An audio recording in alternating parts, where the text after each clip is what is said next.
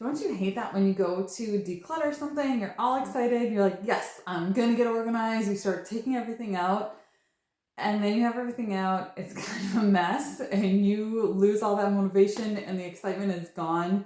Maybe you run out of time, you thought you'd be able to get through it, and there's just like the day got away from you, and you're just overwhelmed and don't feel like it, and then it's even worse than it was to start with because you just shove it all together. Ugh, that is just so frustrating.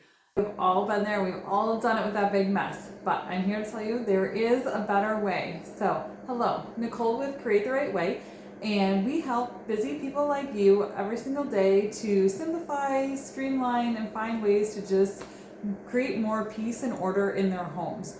And so one of the ways we do that is with our free weekly decluttering challenge, 5-a-day Friday, which is where we just ask you to look for 5 things in your home every single week in a specific area and just declutter those 5 things. It's quick, it's simple, it's attainable. And if you keep this up over a year, that's 260 things out of your house. It may not sound like a lot, but if you just look around right now and picture 260 things just gone, that makes a difference.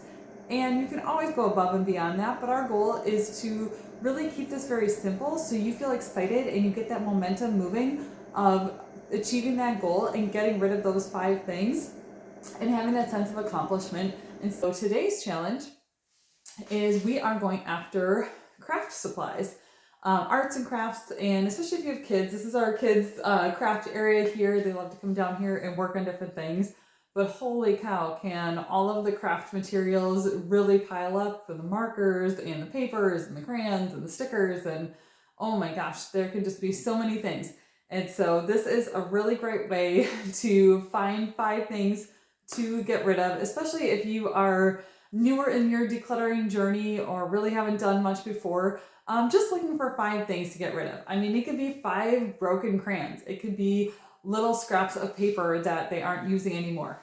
Anything to really just kind of build up that habit is really the purpose of this. So I know 5 items at a time doesn't seem like it's really going to make much of a difference, but the whole point of this is week after week after week after week that you're in that mindset of what 5 things can get rid of in this area. Are there more than 5? Could I take it to the next level? But we're not getting everything out. We're not spending a whole day getting everything out and making a big mess to clean up because that's really overwhelming. And a lot of us really just don't have time for that. So there is a lot of value. You can make a lot of progress doing bigger declutters, but this is really about building that small habit over time to get you thinking about your stuff a little bit differently and really evaluating what deserves to take up space in your home. So arts and crafts for today, maybe you don't have kids, maybe your kids are grown and out of the house, but do you have any hobbies? Do you have any craft supplies that maybe you could reevaluate and look at? It might be time to see what things that you thought you might be working on and you're like, you know what? I don't want to scrapbook anymore. I don't feel like knitting. I don't want to sew, whatever it might be. Or maybe it's just getting rid of some things, a few pieces of fabric that you're never going to use anymore. But 5 things, no matter how small they are, all of these small things really make a difference. And when you're focusing on what really matters in my home, it also starts changing that process of when you're shopping, when you're online looking at things that there might be a great sale or something, giving yourself that pause to think about, well, wait a minute, what else is coming into my home?